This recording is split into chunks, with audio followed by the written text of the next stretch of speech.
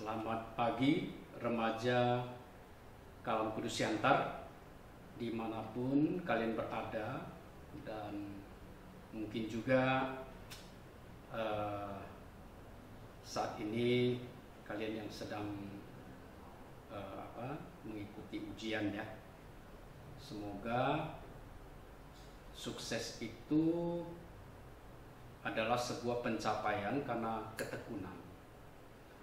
Nah, sebelum kita bersama-sama untuk mempelajari firman Tuhan, mari kita berdoa. Bapa Surgawi, berkatilah saat ini ketika kami bersama-sama untuk merenungkan firman-Mu. Kiranya Roh-Mu yang kudus bekerja di dalam hati kami masing-masing. Berikan kami ketekunan, berikan kami disiplin. Karena sebagai anak-anak Tuhan, kami harus bertumbuh. Kami tidak bisa terus-menerus ada di dalam kondisi kenyamanan kami. Tetapi kami harus mengalami kemajuan. Kami harus menjadi seperti Kristus. Terima kasih Bapa, karena Engkau memberikan anak-Mu yang tunggal, yang bukan saja menjadi penyelamat kami, tetapi juga menjadi teladan kami. Tolong kami di dalam belajar, tekun, dan disiplin. Dalam nama Tuhan Yesus kami berdoa. Amin. Saya mengajak kita ya, hari ini biasanya ketika saya khotbah, saya ada main musik ya. Saya ada nyanyi, tetapi hari ini tidak ada. Mari kita membaca Alkitab terlebih dahulu ya. Saya akan membacakan dari Efesus pasal 4 ya, ayat 15 dan 16. Efesus 4 ayat 15 dan 16. Tetapi dengan teguh berpegang kepada kebenaran di dalam kasih, kita bertumbuh di dalam segala hal ke arah Dia, Kristus yang adalah kepala. Ayat 16. Daripadanya lah seluruh tubuh yang rapi tersusun dan diikat menjadi satu oleh pelayanan semua bagiannya, sesuai dengan kadar pekerjaan tiap-tiap anggota, menerima pertumbuhannya dan membangun dirinya dalam kasih. Demikian ya pembacaan firman Tuhan. Hari ini kita akan bersama-sama merenungkan satu topik, yaitu tubuh Kristus. Tubuh Kristus, the body of Christ. Ya. Jadi kalau berbicara soal tubuh Kristus, apa itu maksudnya dengan tubuh Kristus? Itu bisa berarti jemaat ya, atau gereja, atau orang-orang percaya di dalam Tuhan Yesus. Mereka adalah tubuh Kristus. Jadi orang percaya itu adalah tubuh Kristus. Bukan tubuh-tubuh Kristus, bukan ya. Tubuh itu satu. Nah, di dalam tubuh itu banyak anggota. Kalau anak-anak remaja membaca di 1 Korintus pasal 12, itu berbicara soal berbagai karunia yang diberikan oleh Roh Kudus kepada tubuh Kristus, yaitu orang-orang percaya yang dikatakan sebagai anggota-anggota tubuh Kristus. Ya, di situ Paulus memberikan ilustrasinya itu tubuh Kristus, anggota tubuh Kristus itu dengan tangan, kaki, ya, kepala, mata, mulut dan sebagainya. Jadi sebagaimana kita melihat ya, menggambarkan tubuh kita sebagai tubuh Kristus, ya kita adalah anggota-anggota tubuh Kristus. Jadi sebagai anggota tubuh Kristus, kita adalah satu ya. Kita tidak disebut tubuh-tubuh, tetapi tubuh dengan banyak anggota. Nah, anggotanya itu kita ya. Kita itu ada yang disebut sebagai tangan, yang tadi saya katakan, kepala, mata dan sebagainya. Semuanya menyatu. Jadi di situ bahkan dikatakan oleh Paulus, tangan tidak bisa berkata kepada kaki, saya tidak butuh engkau. Demikian juga kepala mengatakan kepada mata, saya tidak butuh engkau. Karena semuanya itu saling membutuhkan jika ingin berfungsi dengan baik. Ya, jika ingin berfungsi dengan baik.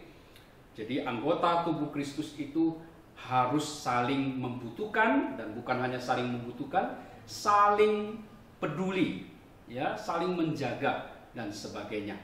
Sedemikian eratnya, ya, sedemikian eratnya Paulus memakai ilustrasi anggota tubuh Kristus untuk menggambarkan kita sebagai orang percaya, ya.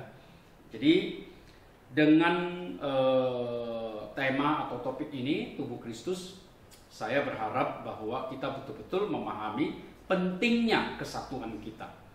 Nah, sejak pandemik, memang sejak pandemik tahun yang lalu, mulai dari Maret, ya, kita sekarang juga sudah memasuki Maret, jadi sudah setahun kita tidak lagi bersekutu secara fisik, ya. Sekarang ini kita bahkan masing-masing, ya, masing-masing itu di dalam mengikuti, ya, jamnya kita masing-masing, nyamannya kita di mana, bagaimana, ya, kita beribadah begitu. Nah, sebenarnya ini adalah kondisi yang kita harapkan tidak akan seterusnya seperti itu, ya, karena sebagai anggota-anggota tubuh Kristus, saat ini kita itu dicerai-berai, ya, masing-masing. Tetapi kita berharap suatu hari nanti kita bisa kembali bersekutu secara fisik, ya, tidak seperti ini online, ya, tetapi secara onsite. Mengapa? Karena yang namanya persekutuan itu adalah pertemuan. Ya, persekutuan itu pertemuan.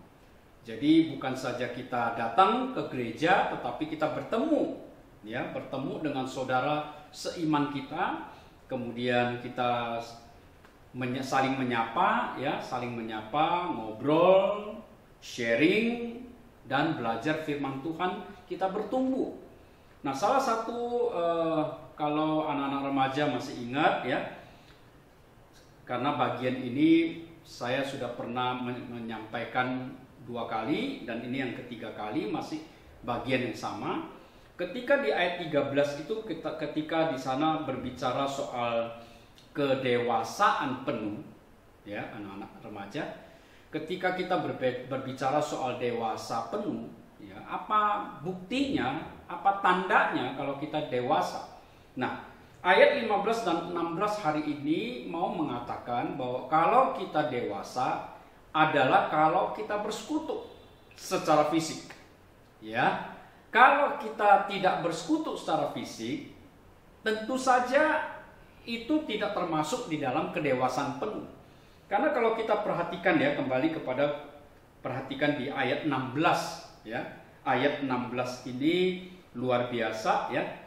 Di situ dikatakan, daripadanya lah seluruh tubuh yang rapi tersusun dan diikat menjadi satu oleh pelayanan semua bagiannya sesuai dengan kadar pekerjaan tiap-tiap anggota, menerima pertumbuhannya dan membangun dirinya dalam kasih.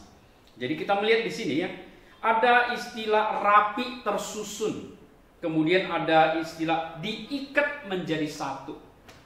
Jadi tidak mungkin, ya, kekristenan itu atau persekutuan itu adalah terdiri dari satu orang saja, tidak mungkin. Karena persekutuan itu berbicara soal adanya beberapa orang yang bersekutu, berkumpul bersama-sama. Yang di sini dikatakan bukan saja berkumpul di sini, ya, sebenarnya di sini Paulus mengatakan rapi tersusun. Rapi tersusun. Jadi kalau kita mau mengerti rapi tersusun itu gambarannya seperti begini. Kita melihat, ya, tembok sebuah bangunan, ya. Di situ kita tahu tembok itu, ya, itu mungkin sudah dicat, sudah disemen. Nah, di dalamnya ada apa? Di dalamnya itu ada batu bata. Batu bata yang disusun dengan rapi, ya. Itu batu bata itu dari bawah disusun sampai ke atas, kemudian disemen dan kemudian baru dicat. Nah, pengertian rapi tersusun itu adalah tentu saja kita sudah mengerti, dan itu tidak bisa asal pasang, ya. Batu bata itu tidak bisa saya mau taruh yang satu berdiri, yang satu tidur, yang satu menyamping, yang satu biasa begitu. Nggak bisa. Kalau kita mau mengatakan itu rapi tersusun, ya berarti semuanya harus sama posisinya, ya, semuanya sama posisinya, dan semuanya itu diatur, disusun dari bawah sampai ke atas. Demikian juga kita sebagai anak-anak Tuhan, kita disebut sebagai gereja, kita disebut sebagai tubuh Kristus. Kita juga harus seperti itu. Kita harus rapi, kita harus tersusun, kita harus mengerti bahwa kita ini kalau kita mau bersama-sama, ya kita harus ada seiman. Kalau kita harus bersama-sama, berarti kita harus bersatu. Kita harus berkumpul. Tidak bisa dalam kondisi seperti sekarang ini, ya. Kita masing-masing nonton rekaman ibadah di rumah masing-masing, kemudian sambil mungkin tidur-tiduran, ya. Kalau di gereja kan tidak mungkin seperti itu. Kita berkumpul, duduk di kursi, kita rapi duduk semuanya. Nah, pengertian rapi duduk juga bukan berarti rapi tersusun seperti di ayat 16 ini, bukan. Tetapi kita saling memahami satu dengan yang lain, ya. Kita membutuhkan saudara-saudara kita yang lain. Tembok itu kalau umpamanya satu bata dipasang, satu bata yang lain mengatakan saya nggak mau dipasang, berarti bagaimana itu bisa menjadi tembok? Ya, itu nanti akan bolong-bolong. Ya, tidak bisa menjadi tembok yang bagus, utuh, rapi begitu. Karena ada bata yang mengatakan saya nggak mau dipasang di situ, saya nggak mau dipasang di samping dia, saya maunya di sini, saya mau begini. Nggak bisa kita suka-suka. Karena Tuhan ingin kita semuanya rapi tersusun, kemudian diikat menjadi satu. Ya, batu bata itu setelah disusun rapi semuanya, lalu disemen. Nah, semen itu mengikat batu bata itu menjadi satu kekuatan, sehingga tidak mudah untuk dijebol atau jatuh begitu. Ya, jadi kalau bolong-bolong tentu tidak bagus. Nah, diikat menjadi satu. Semen itu mengikat seluruh batu bata itu menjadi satu. Nah, kita sebagai anak-anak Tuhan, kita juga harus mengikat diri kita dengan saudara seiman kita. Berarti kita harus bersatu. Kita harus berkumpul. Kita tidak bisa mengatakan, "Dah, saya tidak mau berkumpul dengan dia, saya tidak mau bertemu dengan dia, saya lebih enak nyaman di rumah. Apalagi kalau saya bisa beribadah sambil tidur-tiduran." Tidak bisa seperti itu, ya. Nah, hari ini anak-anak remaja, salah satu tantangan kita yang terberat, yang sangat berbahaya, tetapi bisa saja tidak kita sadari, itu adalah individualisme. Ya, saya percaya anak-anak remaja mungkin pernah mendengar istilah itu, ya, individualisme, tetapi mungkin tidak terlalu mengerti. Tetapi sekarang ini kalau kita mau mengerti sesuatu, sebenarnya tinggal googling, ya. Nah, individualisme ini bahkan kita bisa melihat di Wikipedia, ya. Tetapi Bapak ingin memberikan pengertian yang ringkas, ya, yang singkat soal individualisme itu. Apa itu individualisme? Individualisme itu terdiri dari dua kata, individu plus isme. Ya, isme itu adalah paham, pandangan, ya, sesuatu yang dianut, sesuatu yang dipegang sebagai prinsip begitu. Nah, individu itu apa? Individu itu adalah berbicara soal orang per orang. Nah, ketika dijadikan satu kata individualisme, ini mau berkata bahwa individualisme ini mau mementingkan diri dan kemudian pentingnya kebebasan di atas kepentingan kelompok, ya. Jadi sekali lagi, individualisme ini apa? Individualisme ini adalah pentingnya diri dan pentingnya kebebasan di atas kepentingan kelompok. Jadi zaman ini adalah zaman individualisme. orang-orang itu lebih senang, ya, mungkin dia mempunyai istilahnya dia senang dengan menyendiri, ya. Bahkan sekarang ini ada istilah me time, ya, waktu saya menyendiri, ya. Ya memang bagus me time. Kita perlu waktu sendiri. Setelah berjuang di dalam keseharian kita, sibuk ya dengan kegiatan pekerjaan dan sebagainya, kita perlu istirahat, me time. Kita perlu menyendiri, ya. Di dalam Alkitab juga seringkali ya Tuhan Yesus mengajak murid-muridnya itu pergi ke satu tempat menyendiri. Ya, mereka 13 orang, Tuhan Yesus bersama dengan 12 rasul, 12 murid. Setelah mereka itu ya begitu sibuk dengan pelayanan-pelayanan kepada banyak orang yang terus-menerus datang kepada mereka, sehingga mereka tidak punya waktu untuk makan, istirahat, dan sejenak untuk bisa sharing begitu. Nah, jadi perlu me time, tetapi waktu menyendiri itu tidak seharusnya menguasai sepenuhnya kehidupan kita menjadi satu pengertian bagi kita bahwa saya tidak butuh yang lain lagi. Saya hanya butuh diri saya sendiri. Atau kita berpikir bahwa yang penting saya sama Tuhan saja berdua. Betul, itu bagus ya, bisa bersama dengan Tuhan di dalam bersaat teduh ya, di dalam bermeditasi. Tetapi kalau kita perhatikan Alkitab itu tidak bisa menyetujui kalau seseorang yang percaya kepada Tuhan itu terus-menerus menyendiri. Ya, itu sebabnya ada istilah ya, kalau anak-anak remaja membaca di Kisah Rasul pasal 2, mereka yang bertobat pada hari Pentakosta itu cukup banyak orang ya.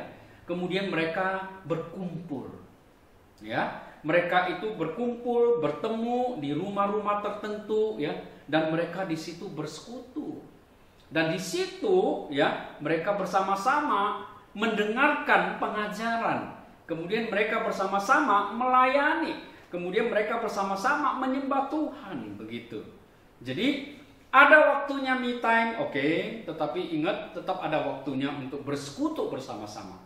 Apalagi berdasarkan ayat 16 ini ya, tubuh itu adalah terdiri dari anggota-anggota yang rapi tersusun diikat menjadi satu ya.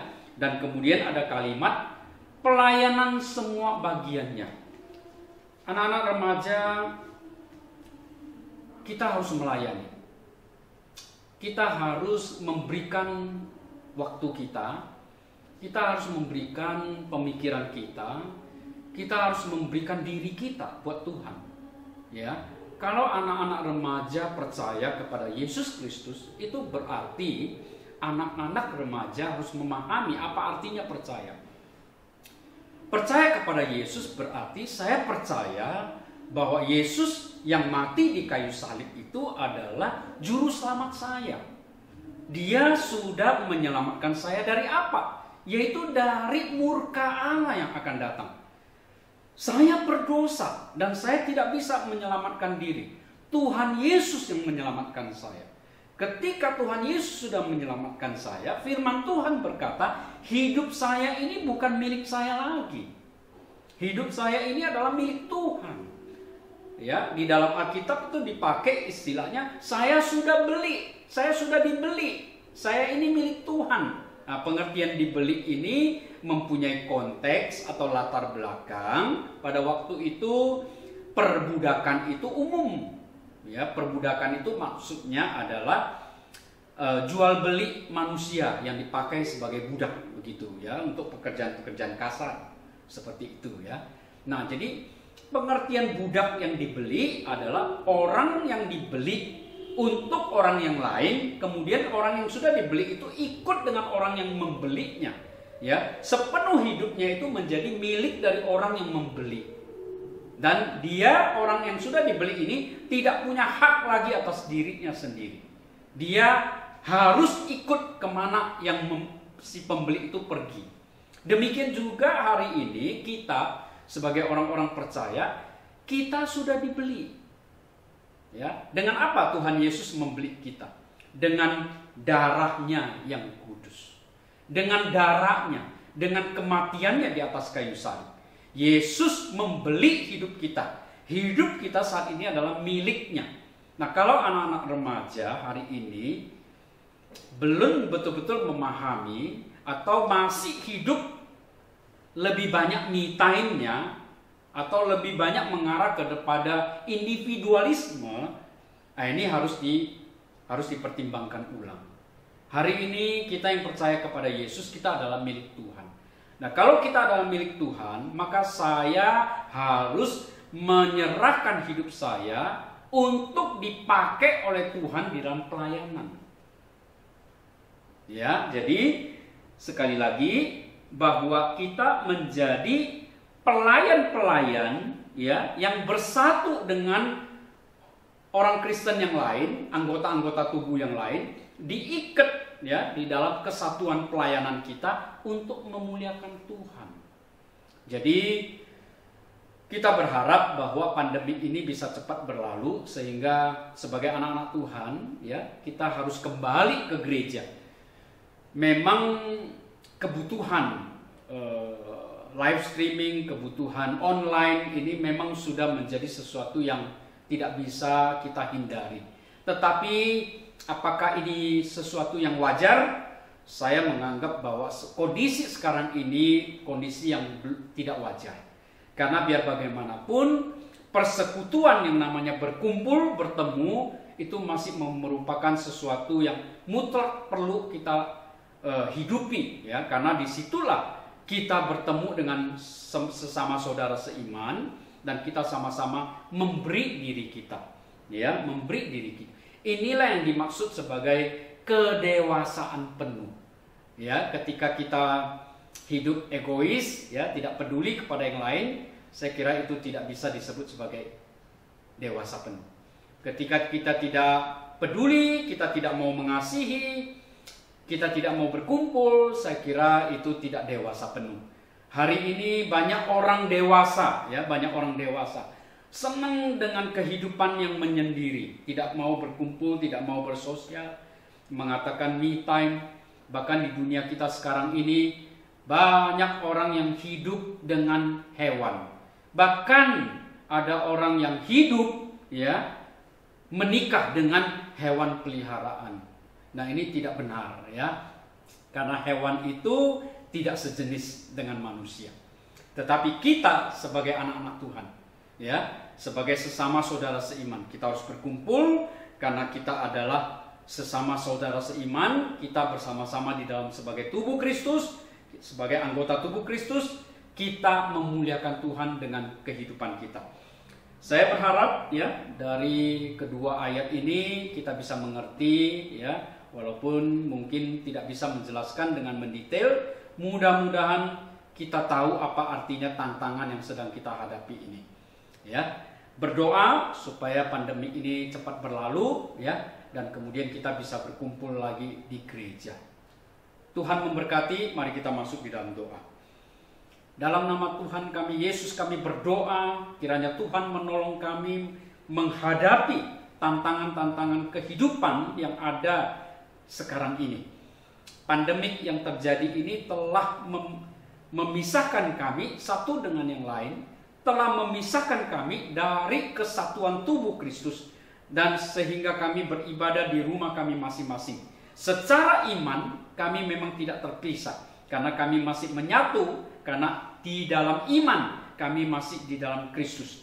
Tetapi karena kami mempunyai tubuh yang harus berkumpul dan harus menyatu dengan yang lain, hari ini kami mengalami kendala-kendala itu. Biarlah kiranya Tuhan berkenan untuk menyembuhkan, ya, menghalau pandemik ini, sehingga secepatnya kami sebagai anggota-anggota tubuh Kristus boleh kembali berkumpul di rumah Tuhan. Kami boleh bersekutu dan memuliakan Tuhan. Terpujilah Engkau ya Bapa. Berkati anak-anak remaja dimanapun mereka berada, khususnya anak-anak remaja SMP, SMA yang saat ini sedang mengikuti mid test. Biarlah Tuhan memberkati, memberikan hati yang bertekun dan hati yang sungguh-sungguh fokus dan sungguh-sungguh melakukan semua tugas mereka dengan penuh tanggung jawab. Tuhan memberkati Dalam nama Yesus kami berdoa. Amin.